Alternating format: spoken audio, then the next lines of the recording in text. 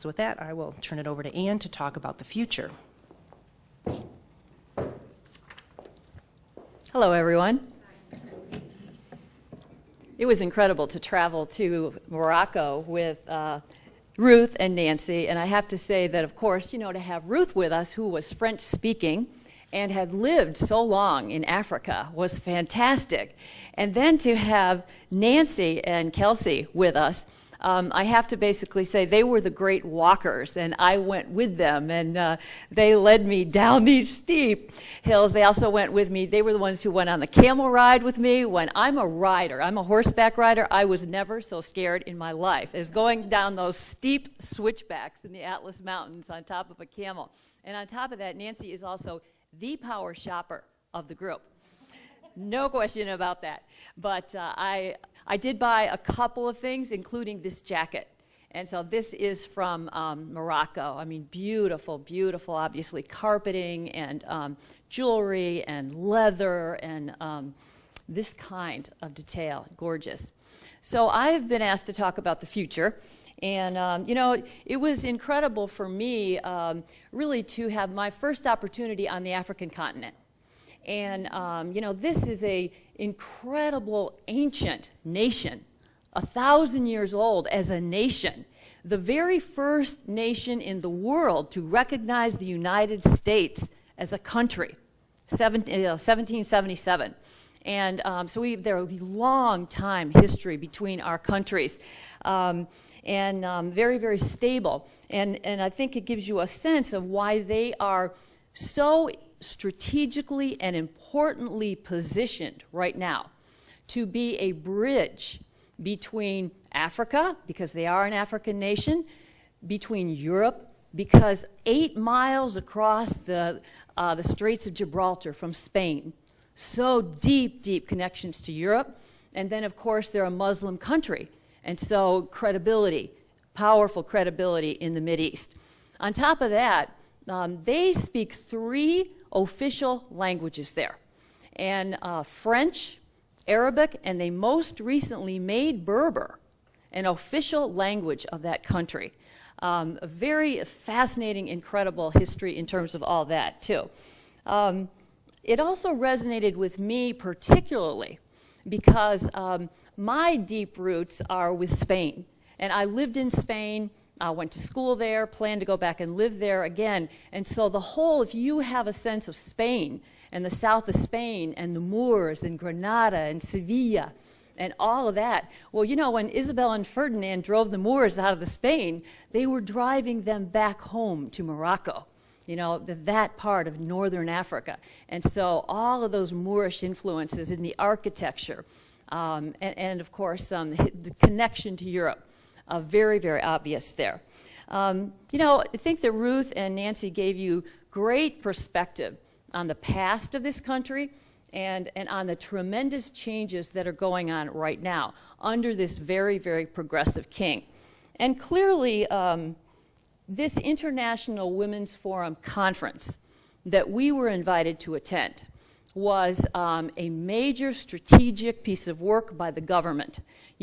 They wanted, of course, 600, 700 women from 31 countries to come to their country to showcase themselves as a progressive Mideastern African country on the move. And, of course, we were hosted at the palace. And we had a number of government officials who came there and were part of the conference. And these IWF conferences are always rich in content. So the things that I want to share really about what I learned, what I observed, what I learned from the conference itself, what I observed just from being in the country, and then also I want to just share a couple of key messages from 2 very, very incredible women at this conference, but 2 from Morocco. And if I see them up there, I will point them out to you. Watch for a picture. I'm in the picture, but there are, I believe, 2 other women, maybe 3 women with me.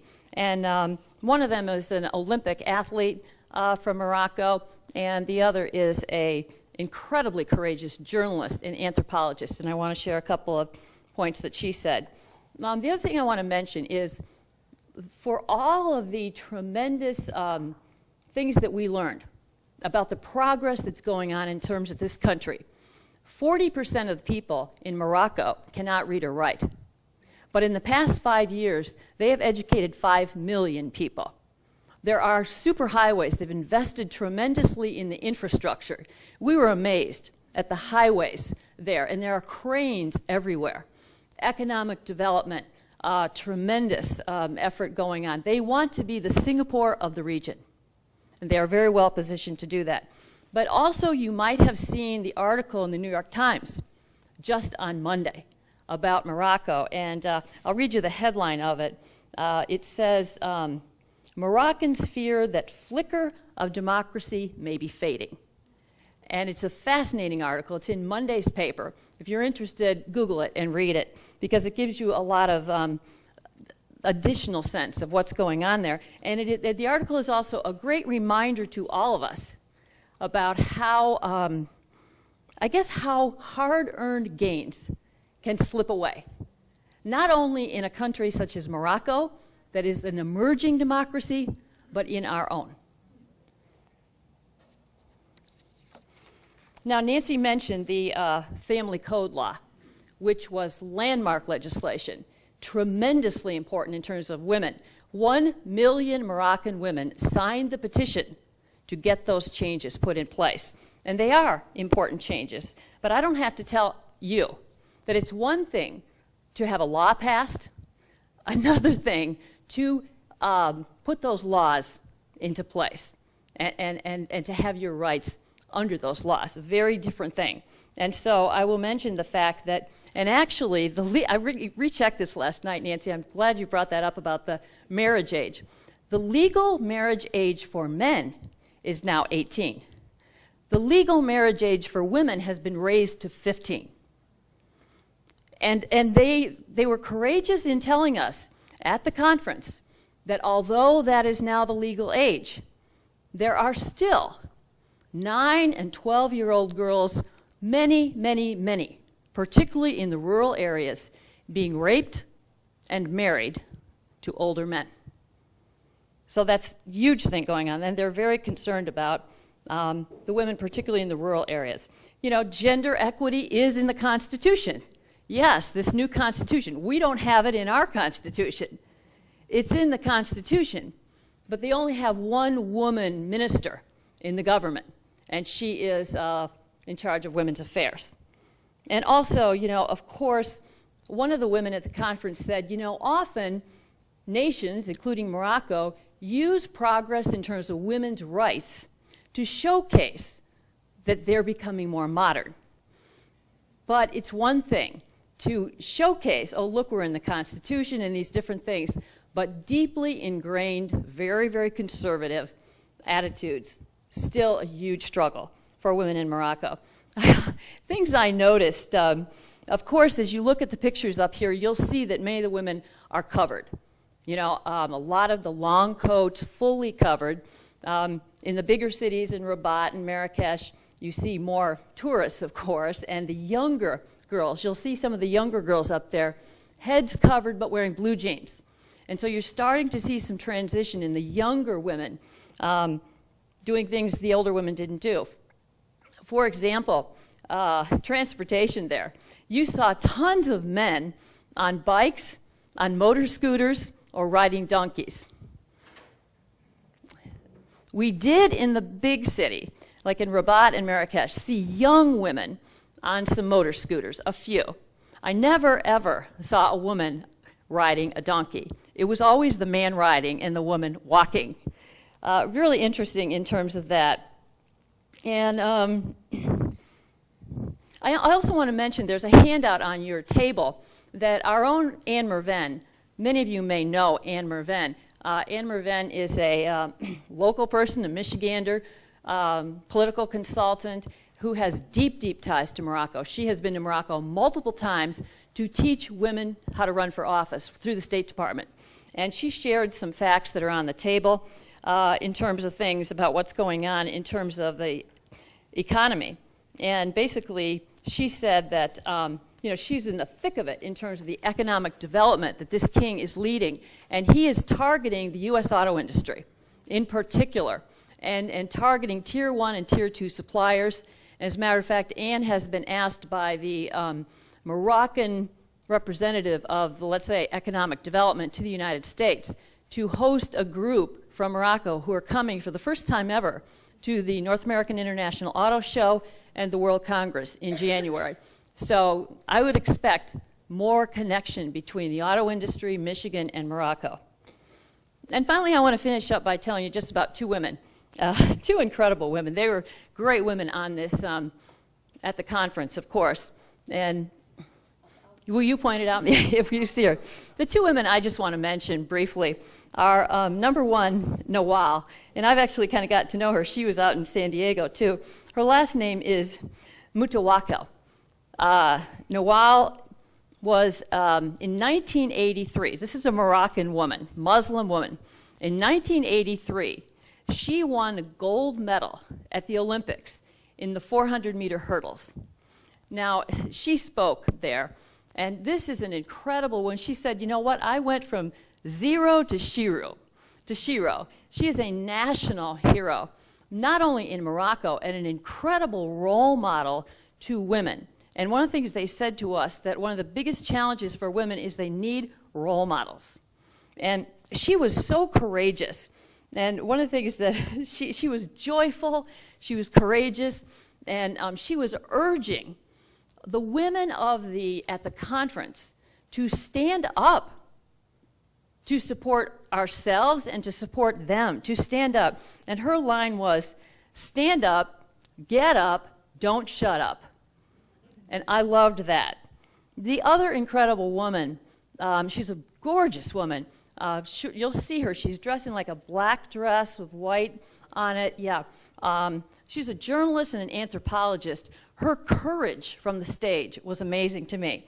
And she talked about just a couple things I want to share. She talked about the fact that for most women in Morocco, they're not really politically active because they're involved in survival. Day-to-day survival. It is really only the elite, and there is a huge difference there between the 1% and the rest of that country. So it's only the elite. She said most of them are very much involved with survival. And then she also said a couple of things that I believe are universal. She said the struggle for women's rights. Okay, the woman, you know, with the white purse and the black dress, right there. There she is.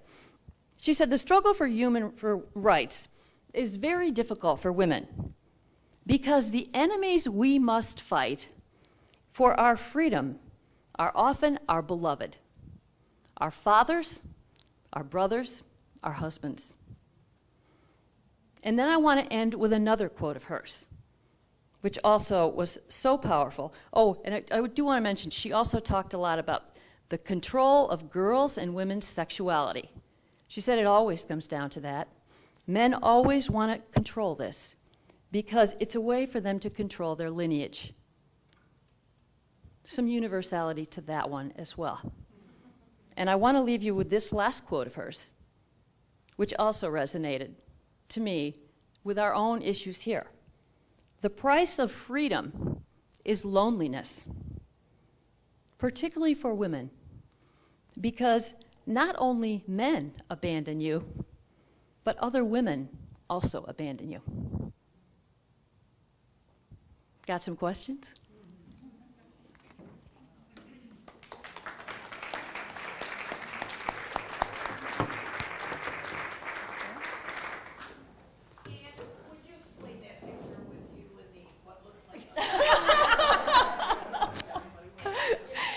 Oh, you rat.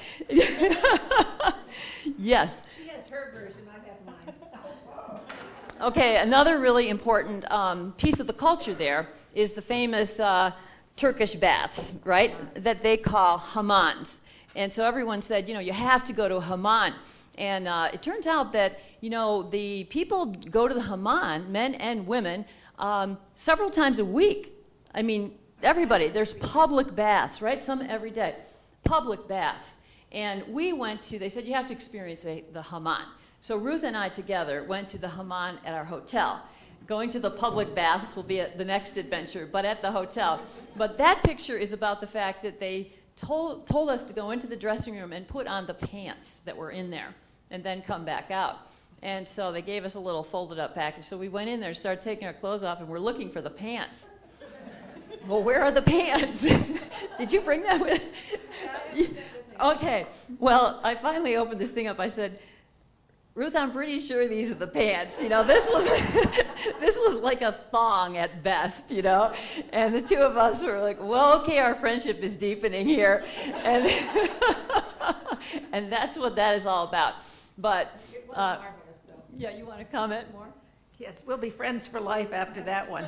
Basically, it was a scrubbing from top to bottom with every possible piece of volcanic ash and everything else, but it was wonderful. But it was part of the culture, and I think we need to have more hammams around here. Next question. Oh, you know, can I say something else about that? Yeah, following up on Ruth's point about needing more hammams around here, you know, the incredible thing about it is that, of course, publicly you see women very, very covered. But in the public baths, in the hammams, they don't wear anything. You know, we were a little bit uncomfortable putting on this little thong as two best friends and going out there. They wear nothing at all. And you have all generations together. You know, the older women, the middle-aged women, the young girls, and they're scrubbing each other, and they're talking, and they're bonding in an intergenerational way that we don't have in our culture. And I think we could really benefit from. Great. Cynthia? Could you talk a little bit about some of the themes of the conference? Well, the theme of the conference was really focused around Moroccan women at the kind of at the brink of the Arab Spring. And you know, as Anne mentioned, there was we had an opportunity to hear from many, many women throughout the Arab world. There was one of the speakers that made a big impression on me was a panel of women from Turkey, because Turkey was being looked at as, you know, Turkey is a secular government. You know, obviously it's an Islamic country, but you know, frankly, they have reached the point of getting to the point where, you know, they have been able to kind of separate governance from, you know, their religious ideology. But we had some fascinating opportunities to hear from many of the people that were active in the movement, democratic movement in Libya, also in Egypt. I happened to go, Kelsey and I went to the Egypt session, and you know, again, it was right at the brink prior to their election. And they had a very diverse panel of Egyptians, everything from people that were very much for, you know, the current president or the Muslim Brotherhood candidate, to the candidate that was really from the former Hosni Mubarak regime, to one woman who said, you know, I'm not, even though we have the right to vote, I'm not voting because, frankly, neither of those choices are palatable. They also had people from, and again, this was a year ago, so things were much different then for Syria than they are now. So it was a wonderful opportunity, you know, to hear from various women in the region.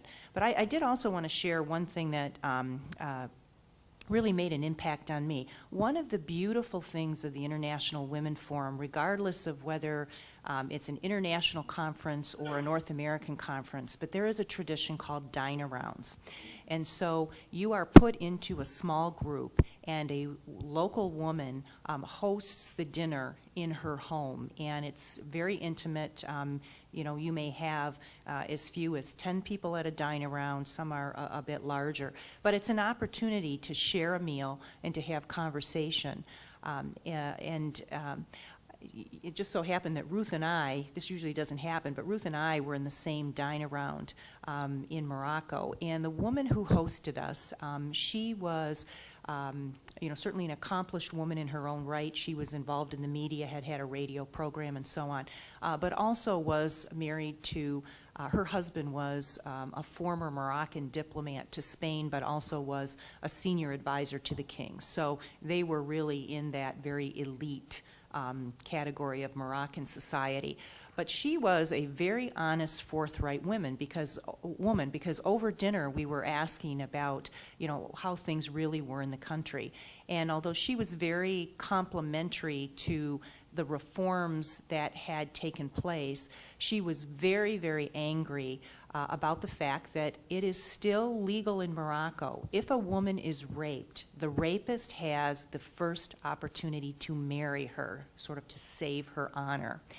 And she was relating a personal story with a member of her household staff that had been raped, and how this woman just could not bear to marry the rapist, and how ultimately, you know, she was ostracized from society, and how she had to help this woman relocate to another area of the country and kind of reestablish her life, because there still is that stigma that if a woman is raped, it must have been deserved. And so even though a lot of change and there was a lot of positive energy in terms of what's going on in Morocco, when you really got into one-on-one conversations with many of the Moroccan women, they you know, were very forthright about the extent of change that still needed to happen in their country in order to give women you know, an opportunity to, you know, to lead meaningful and good and safe lives. Just say something about this. These individual sessions which we attend are probably one of the most important parts of that. I happened to attend, I was at the one for Tunisia, and if you see on the map, I mean, I think it's very important everybody understand, little Tunisia is in there, but it is the man in the market who covered himself with oil and then ignited himself, which they say was the start of the Arab Spring. And I happened to be in the seminar where somebody who actually knew this man or was related to this man explained, you know, it takes some type of a catalyst. I love everything about Africa, but the violence is astounding. We learned at the conference that it was actually the women and the children when they were pulling down Mubarak. It was the women and the children who were in the streets. And when it appeared that it would be successful in the change of government there, the men came to the streets and sent the women home. I wonder if it might have been different if the women had stayed in the streets, and then the result might have been different. When we were in the Ivory Coast, the Biafran War was going on. So we would fly into Lagos in Nigeria. The Biafran War was the secession of the Igbo tribe from the rest of the country. The Ivory Coast recognized Biafra as an individual country. So we know this violence has gone on. When we had traveled from Senegal to the Ivory Coast, and very, very peaceful, you could drive anywhere. And when I realize now the violence that has taken place, you know about the blood diamonds and the cutting off of the hands and the maiming. If women were in control of so many of these countries, I think it would be very different. And of course, we do have a woman president of Liberia now. But the beach where I was working, because I was working for the African American Institute when I was over there finding scholarships to bring Africans to the United States. And the beach where I was waiting for my husband, who was dealing with the rubber plantations and things like that, they killed all of the educated people on the beach in Monrovia. And so I somehow think if there were some way that women could be doing it, we don't know if women can, but we know that the men cannot stop this violence. And I think the more women, whether it be here or in overseas, we've got to somehow find a way to stop the violence. And it's not just violence, it's hideous violence and what is there. So that's what I was impacted, that these women, they put up with so much. We've got to find a way to end this international violence and slaughter of people. What does the group do throughout the year to aid the cause of the International Women's Forum? Fascinating question. Oh. Okay, and on the board. Oh, yes. Well, there's several things that the International Women's Forum does. And, you know, it started in the United States. Every state in the U.S. has a chapter. And then there are, I believe, like 30 or 38 countries now that have chapters in it, and it's growing.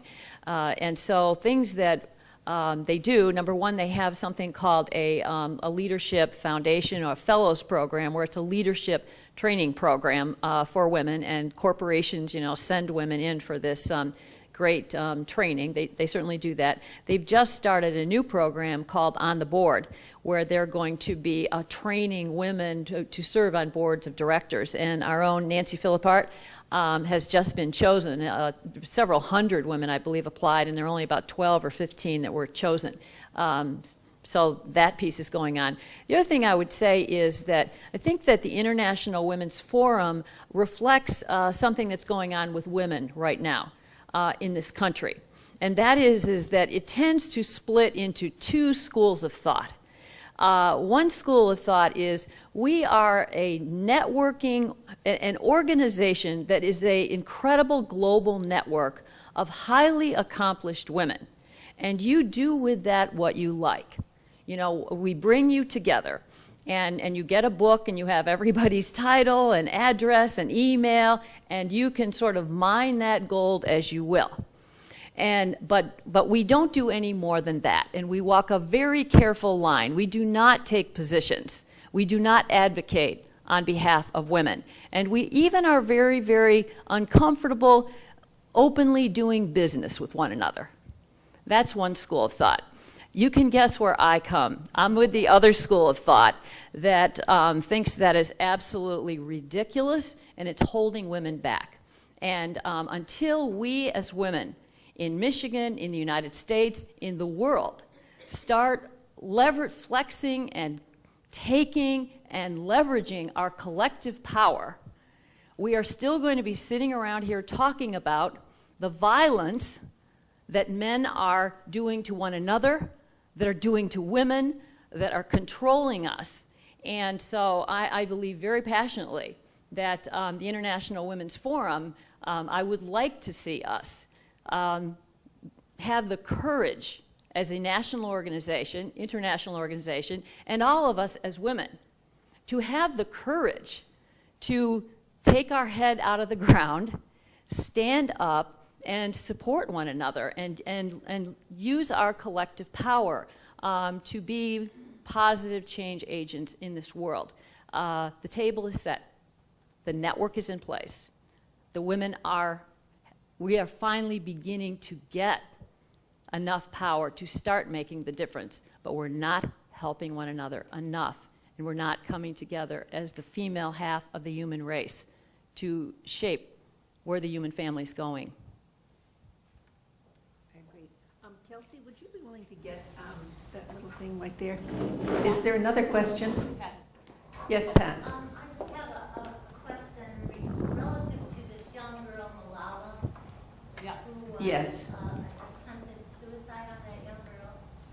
And I'm just wondering, you're saying that the forum doesn't take a stand, and I can sort of see that thinking, but in your experience of being with that group, are there any solutions? Do you come up with any ideas that might someday find a way to change the psyche of men who perpetrate this kind of violence and will shoot a young girl for wanting to learn to read and write and show it? I mean, what experiences have you had that might show that, yeah, there is some progress, some mind change? There is some progress, and perhaps some of you met a woman by the name of Molly Melching. She's an American woman who went to Senegal to get her PhD or her undergraduate degree or graduate degree in French. She never returned home, and she realized the female genital cutting that was going on was killing so many, or there were so many young people dying. And this American woman took on the role of not going in and saying, you know, it's bad, it's terrible, it's a bad cultural thing. She went in and started education. I think the answer is going to be educating women, and I think what happened to that 14-year-old girl in Afghanistan is another example of how we need to do that. But single-handedly, Molly Melching went from village to village, just educating the women about health, sanitation, taking care of themselves, and self-esteem. And that would be one example that I know of. And this, if you ever have the opportunity, she was here in Michigan and she spoke, and her name was Molly Melching, and it is over. There was a ceremony not so long ago where all the women cutters were actually taken into to the edge of the ocean in Senegal, and they threw their knives because they had taught them how to be bakers and cooks. and other things so that they would use their energy that way. The solution to this change is going to be education, in my opinion. I just wanted to point out, Kelsey is she is going around. This is a little bit of a memory of our trip to Morocco. It is a small mirror. It reminds us the tiles, the sunshine, the jewelry, and the courage of women to be reflective of themselves and to share their knowledge and information. Do you want to say something, Nancy? No, I think we have a question here. Well, speaking of women, younger women, I think it would be interesting if you could visit girls' schools, for example, in Morocco, with someone and know what the curriculum is. I first met Fulbright Moroccans on Fulbright scholarships in 1957. And at that time, they would release the girls from school early so they could run home very quickly. And the boys later, you know, it's that kind of system. But I went again in 1989, and of course, people were wearing skirts in the major cities and so on. There was also the huge riot in Fez at about this time of year. The Hotel Marinette was burned. And we were going to the hotel next door, and it was the first time I saw about 3-story high twisted girders like you see in WTC. I'd never seen anything like that before. The Moroccan army moved into our hotel, surrounded us, and we went on our way to visit all the major cities that you did circle here. But the cause of the riot was economic, and that was what happened in Tunisia too. The young blind vendor didn't have a proper license for selling his wares on the street, and they harassed him, and then the crowd that knew him so well surrounded him, you know, and that started. But when I was there in 1989, Spain had to meet standards for industrial air pollution and water pollution for their industries that they could not meet the European regulations that were going into place. So they negotiated to move their industries to Morocco. The riots started because they wanted to pay workers in Morocco who were going to be doing the same jobs at a much lower rate of pay. And these people were sophisticated enough to know what the going rate was in Spain. And in fact, when we would get up in Morocco in the morning, the first television we would see would be from Germany, in German. Then the next hour would be from France, in French. Then it would go to English. And we even saw The Simpsons, which was censored, however, but that was in 1989. So it's no surprise that they were quite lingually, you know, sophisticated. Thank you for sharing that. You know, I would just make one comment, and then I think we need to close here. Although we did not, you know, certainly as part of the conference, have an opportunity to, you know, go visit schools or anything, I think the conference did a wonderful job of bringing in many young women from throughout the Arab world to share their perspective. And, you know, clearly, I think that gave us a sense it certainly gave me a sense of hope, because I think some of the younger generations have a much more proactive attitude in terms of the difference that they think they can make. And so we heard from a number of young leaders. In fact, when you look up at some of the pictures, the Libyan contingent, I don't think out of the group of women there, I don't think a single woman was, you know, over the age of probably 22. So we did have a good chance to hear from some of the young women.